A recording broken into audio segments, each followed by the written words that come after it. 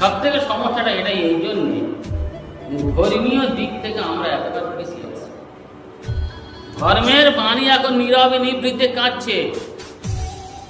কেন?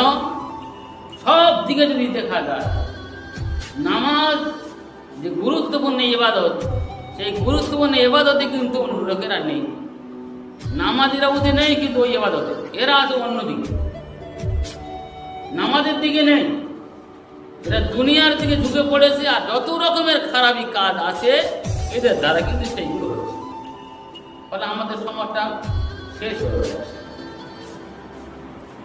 আমাদের ভাবতে হবে যে ঈমান বেঁচে রাখা। হাদিস বলছে যে এমন একটা জামানা আসবে যে জামানা ঈমানটাকে বাঁচিয়ে রাখা খুব কঠিন হবে।